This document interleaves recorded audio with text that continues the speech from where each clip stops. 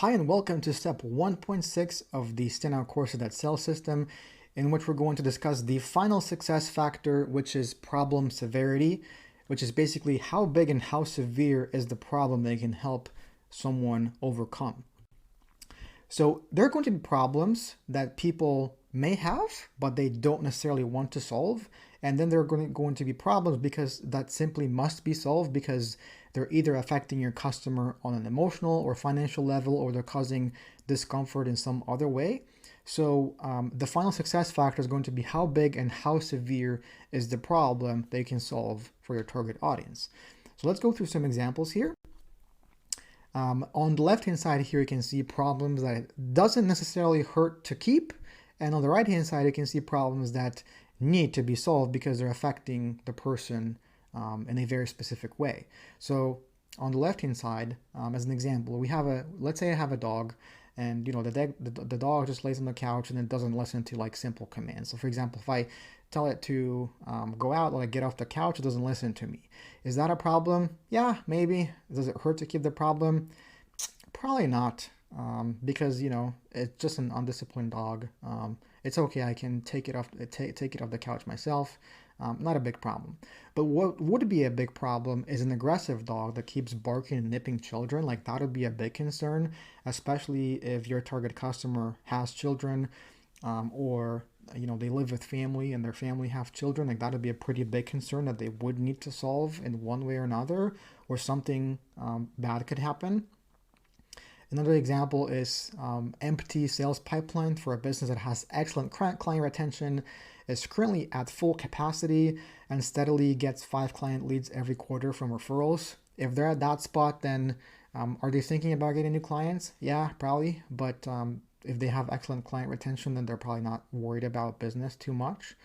What would be a big problem, though, is an empty sales pipeline in a business with big overheads, with absolutely no referral partnerships or joint ventures. Like that'll be a big concern because the business owner has to pay their bills every single month. They have to like either pay for rent or leases or whatever. They have to pay people. And if they don't have a sales pipeline, if they, especially if they don't have like great client retention, then they will be desperate to solve that problem. Next example is lack of confidence during family gatherings that happen once a year. If that happens, then probably, the person, it definitely makes the person a little bit uncomfortable because they do not want to go to those gatherings that they have to go to. But is it a problem that it hurts to keep them? That it hurts to keep? Probably not, because they're only once a year. Maybe they can come up with some sort of an excuse not to go. So overall, it's not something that would be top of mind for them to fix.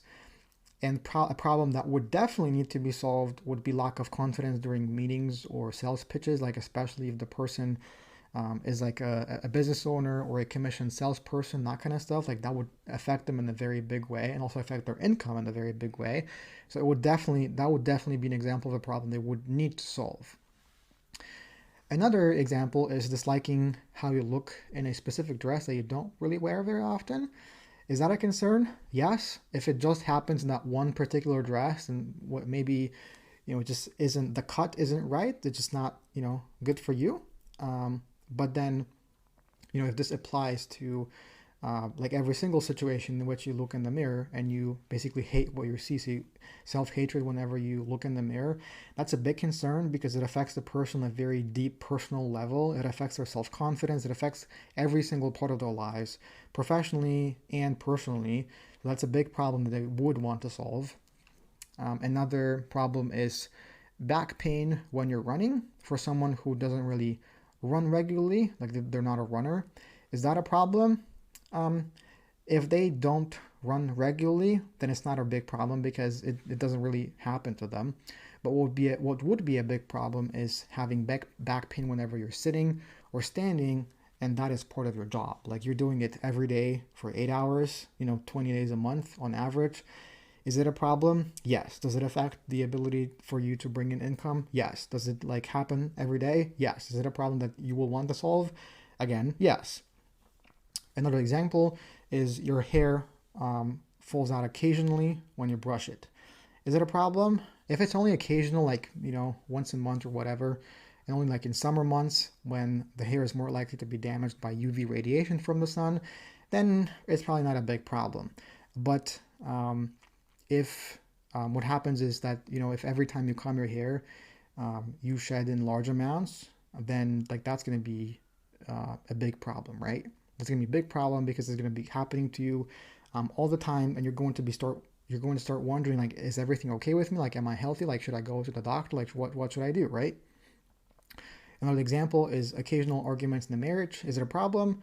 If they only happen occasionally and they're like about things that are minor and not really important, then maybe like once in a while there's a quarrel and the person just doesn't feel very good. Like both people in the marriage don't feel good.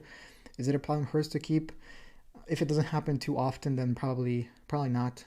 But if it's a strong concern that a marriage is going to end if a certain issue isn't addressed, then yes, that's going to be a big problem that the person is going to want to solve. And again, that goes back to the income specificity, right? So the specific outcomes need to relate to problems that your audience want to solve. There's one caveat here, which is that if your target audience is like motivated by positive outcomes, like they're motivated by the carrot, not by the stick, then that's not gonna be the case, because there's things that people are going to want to do regardless of what happens. The next thing to ask yourself is what happens if your customer doesn't fix that problem that they have? Like what happens? Like how big of a problem is it in reality? So going back to the example with the dog that keeps barking, nipping at children, the dog could bite someone, right? That's a pretty big thing because that could severely injure their body. Lack of confidence during meetings or sales pitches. The likely outcome of that is you're making less commissions than you could, or you end up losing respect, leading to dissatisfaction and burnout.